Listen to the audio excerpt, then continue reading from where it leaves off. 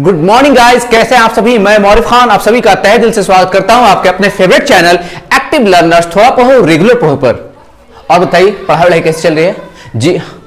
हाँ, पढ़ाई जम के करनी है, ठीक है ना। बाकी सारे काम के साथ पढ़ाई भी करती रहनी है, ठीक है। क्योंकि अब देखिए हालात तो थोड़े सुधर रहे हैं, तो ज्यादा उम्मीद है कि आपको स्कूल खुलने लगेंगे, और जब स्कूल खुलने लगेंगे तो आपको पढ़ाई तो करनी ही होगी, ओके। क्योंकि चलिए फिर मैं आप लोगों को बता दूं, जो बच्चे पहली बार हमारे चैनल से जुड़े हैं, ये channel specially 10th board exam नहीं, चाहे वो सीबीएसई के बच्चे हो, बिहार बोर्ड के बच्चे हो, या फिर अन्य किसी भी बोर्ड के बच्चे हो, उनके लिए बहुत ही ज्यादा हेल्पफुल साबित हो रहा है। ओके बच्चों, आज की क्लास बहुत ही ज्यादा स्पेशल है, क्योंकि आज जितने भी क्वेश्चंस हम लोग सॉल्व करेंगे उसमें से मैक्सिमम का चांस है कि वो सारे क्वेश्चंस पूछे जाते हैं। तो प्लीज आप इसे स्किप ना करें, ओके। तो फिर बिना वक्त को गवाए जल्दी से जाइए, कॉपी कलम ले लीजिएगा, एक बोतल पानी भी रख सकते हैं, और मोबाइल को थोड़ी दूरी पर एडजस्ट कर लीजिएगा। फिर हम लोग अपनी क्लास को स्टार्ट करते हैं। हम लोग ज्योमेट्री पढ़ रहे हैं, क्लियर। और ये आपको एक्सरसाइज 6.2 का लास्ट पार्ट है, क्लियर। जो बच्चे नए हैं, ओके, वो ध्यान से क्वेश्चन को सुने, क्योंकि हम लोग यहाँ क्या है ना कि सिर्फ हम लोग क्वेश्चन नहीं बना रहे, हम लोग क्वेश्चन बनाना सीख रहे हैं, जो कि बहुत कम जगह आपको देखने को मिलेगा, ओके। आप धीरे धीरे ये बात रियलाइज करने लगेंगे, और खुद ब खुद आप क्वेश्चंस पढ़ने का तरीका, उसको अटेम्प्ट करने का तरीका सीखने लगेंगे, और आपके अंदर इंप्रूवमेंट आना 100% लाजमी है। आइए इस सेशन की शुरुआत करते हैं, और क्वेश्चन नंबर 7 एक्सरसाइज 6.2 जो कि बहुत ही ज्यादा इंपॉर्टेंट है। देखिए बच्चों, क्वेश्चन ध्यान से पढ़ना है। मैं बार बार ये बात कहता हूं कि सबसे इंपॉर्टेंट बात क्या है, क्वेश्चन को स्टेप बाय स्टेप पढ़ना और इसके अकॉर्डिंग टू पिक्चर ड्रॉ करना in geometry and mensuration, clear बच्चों। तो इस बात का ख्याल रखना है, ओके। देखिए क्या कह रहा है, प्रमेय 6.1 याद कीजिए। प्रमेय 6.1 किसे का मैंने कहा था, जी हाँ बिल्कुल सही, आप लोग एकदम पहुंच चुके जगह पर। प्रमेय 6.1 का मतलब थेल्स प्रमेय, ओके। प्रमेय 6.1 यानी थेल्स प्रमेय का प्रयोग करते हुए सिद्ध करना है, ओके। क्या त्रिभुज की बात हो रही है गाइस, तो हम लोग सबसे पहले एक त्रिभुज ड्रॉ करेंगे, ओके। क्या किया हम लोगों ने बच्चों, देखिए एक त्रिभुज की, तो हम लोगों ने ए बी सी एक त्रिभुज ड्रॉ कर लिया, कोई कंफ्यूजन। उसके बाद क्या होगा कि एक भुजा के मध्य बिंदु से, किसी त्रिभुज की एक भुजा का मध्य बिंदु, मान लेते इसका मध्य बिंदु ये है, ओके, ठीक है ना। एक त्रिभुज की एक भुजा के मध्य बिंदु से होकर दूसरी भुजा के मध्य बिंदु से होकर दूसरी भुजा के समानांतर, ये वाली भुजा के समानांतर खींची गई रेखा तीसरी भुजा को समद्विभाजित करती है, यानी कि इस वाले लाइन को भी समद्विभाजित करेगी अगर ये समानांतर है। कोई कंफ्यूजन बच्चों? एक बार और क्वेश्चन को समझ लिए। ये क्या है, ये आप इसका नाम हम लोग रख देते हैं डी, और ये क्या है ई। कह रहा है कि ये जो डी है ना, इस भुजा का मध्य बिंदु, मध्य बिंदु का मतलब क्या होता है बच्चों, जी हाँ बिल्कुल, मध्य बिंदु का मतलब क्या होता है, इक्वली डिवाइड करना, बराबर काटना, ऐसा बिंदु किसी भी रेखा के ऊपर जो उसे बराबर हिस्सों में विभाजित कर रहा है। तो यहां देखिए, यानी एडी बराबर डीबी होगा। कोई कंफ्यूजन? उसके बाद क्या कहता है, मध्य बिंदु से होकर दूसरी भुजा के, मान लीजिए दूसरी भुजा के समानांतर, पहले ही दे दिया कि समानांतर खींची गई रेखा तीसरी भुजा को समद्विभाजित करती है। इसको भी क्या करेगी, समद्विभाजित करेगी, अर्थात ये जो बिंदु ई है ये इसका मध्य बिंदु है। यही प्रूफ करना है। मैंने क्या बताया था बच्चों कि जब भी हम कोई प्रमेय को प्रूफ करते हैं तो उसके कुछ स्टेप्स होते हैं। सबसे पहले हम लोग परिचय देते हैं, उसके बाद लिखते हैं कि हमें क्या सिद्ध करना, उसके बाद हम लोग पहुंचते हैं आपका कंस्ट्रक्शन की अगर जरूरत होती है, रचना की, तो हम लोग रचना करते हैं, उसके बाद हम लोग सिद्ध करना शुरू करते हैं। यहां तक किसी कोई प्रॉब्लम बच्चों? देखिए बच्चों, हम लोगों ने परिचय दे दिया। क्या परिचय दिया बच्चों? जो बातें कही गई हैं, त्रिभुज ए बी सी में बिंदु डी भुजा ए बी का मध्य बिंदु, क्लियर। इसका क्या मतलब हुआ, यानी अर्थात एडी बराबर डीबी, एडी बराबर डीबी। यहां तक किसी को कोई प्रॉब्लम है? उसका क्या और क्या दिया बच्चों, और डीई समानांतर है बीसी के। जो बातें दी हुई हम लोगों ने लिख लिया, ओके। बात समझ में आ रही, स्टेप समझ में आ रहा बच्चों। उसका क्या, तो हमें सिद्ध करना है। क्या सिद्ध करना है कि तीसरी भुजा को समद्विभाजित करती है, मतलब क्या हो गया, ये जो बिंदु ई है ना, इसको समद्विभाजित करती, बराबर हिस्सों में बांट रही है। तो ए बराबर ई सी, ए बराबर सी, या फिर ये भी कह सकते हैं कि बिंदु ई भुजा एसी का मध्य बिंदु, ये भी तो बता सकते हैं। मध्य बिंदु का मतलब बराबर बांटता है, ओके। यहां तक बात समझ में आई। मैंने क्या बताया था, जब भी किसी त्रिभुज में एक रेखा किसी भुजा के समानांतर दी हुई होगी तो हम लोग क्या लगाएंगे, थेल्स प्रमेय के अनुसार। थेल्स प्रमेय के अनुसार हम लोग क्या लिख सकते हैं, एडी बटा डीबी बराबर ए बटा ई सी। और इसको आसान कैसे याद करेंगे, आधा आधा, तो इधर वाला भी आधा इधर आधा, ओके, बटा ई सी। यहां तक किसी को कोई प्रॉब्लम? ओके। अच्छा एक बात और बताइए बच्चों, अभी हम लोगों ने क्या सीखा, ये जो बिंदु डी है, ओके, ये जो बिंदु डी है ये मध्य बिंदु है, अर्थात एडी बराबर डीबी है ना। तो क्या हम लोग एडी की जगह पर डीबी या डीबी की जगह पर एडी लिख सकते हैं? तो देखो बच्चों, अगर मैं ऐसे लिख देता हूं एडी बराबर AE बटा EC। क्यों? क्योंकि AD बराबर DB हमारे क्वेश्चन में ही दिया हुआ है ना बच्चों? बात समझ में आ रही है? तो यहां से जब हम लोग कट करें तो क्या आएगा हम लोग को? 1 आएगा। तो हम लोग एक स्टेप और बढ़ा के क्या लिख सकते हैं कि AE बटा EC बराबर 1। मतलब इसका मतलब ये क्या हो गया? AE बराबर होगा EC के, और यही तो हमें प्रूफ करना था।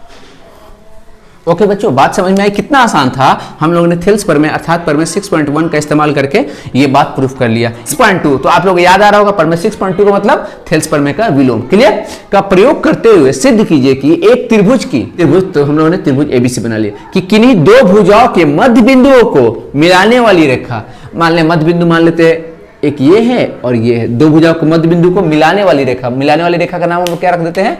देखिए ये मध्य बिंदु को मिलाने वाली रेखा है क्लियर, इसका नाम क्या रख देते हैं? DE। ठीक है, मिलाने वाली रेखा तीसरी भुजा के समानांतर होती है। हमें क्या प्रूफ करना है इस बार? हमें प्रूफ करना है कि क्या ये इसके समानांतर है।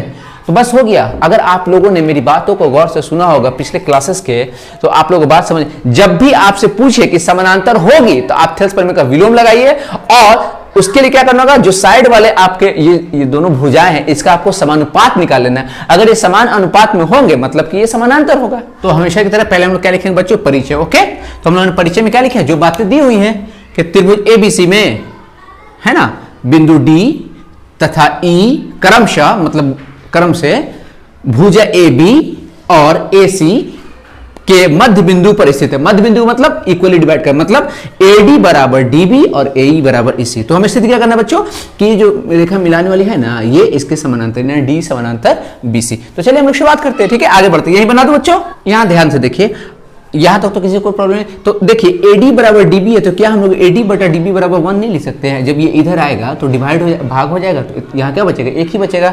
इसी प्रकार AE बराबर EC है, तो इधर आएगा तो क्या बचेगा? एक बचेगा। यहाँ हम देख रहे हैं कि इसका जो अनुपात है 1 है और इसका जो अनुपात है 1, अर्थात AD बटा DB बराबर है AE बटा EC के, AD बटा DB बराबर है AE बटा EC के। तो थेल्स प्रमेय के विलोम के अनुसार हम जानते हैं ना कि अगर अन्य दो भुजाएं समान अनुपात में विभाजित है तो ये जो रेखा मिलाने वाली है ये इसके समानांतर होगी, और इस तरह से हम लोग इसे प्रूफ कर देंगे। ओके, एक और समीकरण 2 की मदद से हम लोग क्या लिख सकते हैं? AD बटा DB बराबर AE बटा EC। और हम लोग जानते हैं जब किसी त्रिभुज में दो भुजाएं समान अनुपात में विभाजित होंगी तो हम लोग थेल्स प्रमेय के विलोम के अनुसार लिख सकते हैं ना कि इनको जो मिलाने वाली रेखा है, ठीक है ना, मध्य बिंदु को, वो इसके समानांतर होगी। तो DE समानांतर BC। तो बच्चों मजा आ रहा है? देख रहे कैसे हम लोग आराम से पढ़ रहे हैं, एक एक क्वेश्चन को समझ रहे हैं, और बड़े आसानी के साथ देखिए एक्सरसाइज 6.2 अब खत्म होने वाला है। बिल्कुल 2 क्वेश्चन पढ़ने जा रहे हो, बहुत ही इंपॉर्टेंट है। इंपॉर्टेंट इस नजर से कि आपको इसमें कुछ अलग कंसेप्ट भी यूज करने हैं। ओके, तो आपको इसे ध्यान से समझना है, और हाँ, घबराना नहीं, स्टेप बाय स्टेप पढ़ना। उसका देखिए कैसे आप बड़े आसानी से इस क्वेश्चन को सॉल्व कर सकते हो। आइए क्वेश्चन नंबर 9 को समझते हैं। क्या कह रहा है?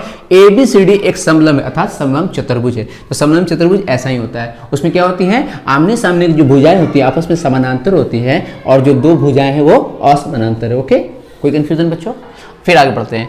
जिसमें AB है समानांतर CD के, यहां दिया हुआ है कि ये जो है इसके समानांतर है। कोई कंफ्यूजन?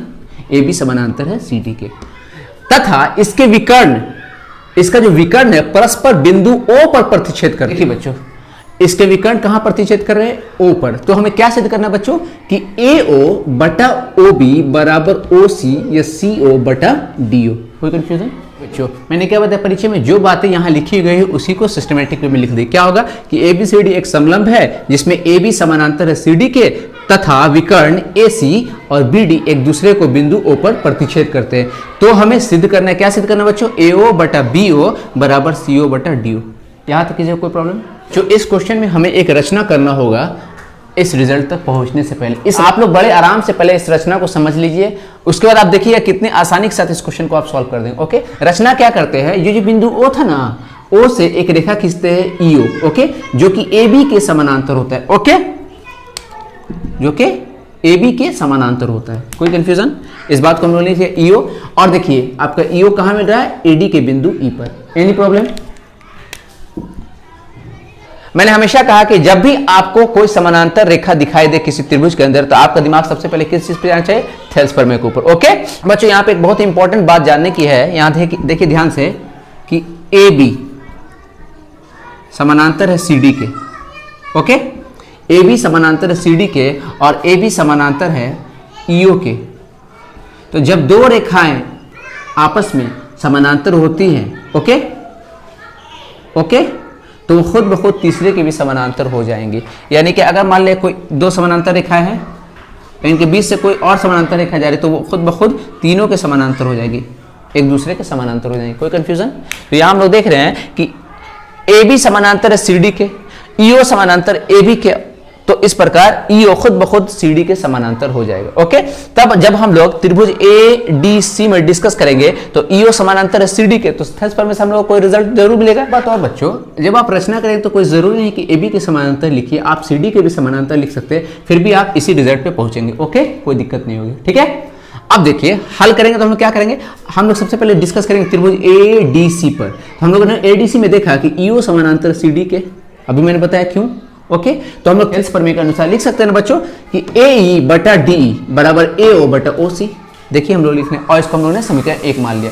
फिर उसके बाद हम लोग त्रिभुज डी ए बी में डिस्कस करेंगे, जिसमें क्या है ईओ समानांतर ए बी के, और फिर वहां पे थेस पर में लगाकर रिजल्ट को फाइंड कर लेंगे। ओके, हम लोग त्रिभुज डी ए बी में डिस्कस कर रहे हैं, तो हम लोगों ने देखा कि ईओ समानांतर है ए बी के, तो थेस पर में अनुसार हम लोग लिख सकते हैं। देखो बच्चों क्या लिखेंगे, पहले डीई बटा ई ए, डीई बटा ई ए बराबर डी ओ बटा ओ बी, और जब इसको हम लोग पलट देते हैं तो हम लोग को क्या रिजल्ट मिलता है, ए बटा डीई बराबर बी ओ बटा ओ डी।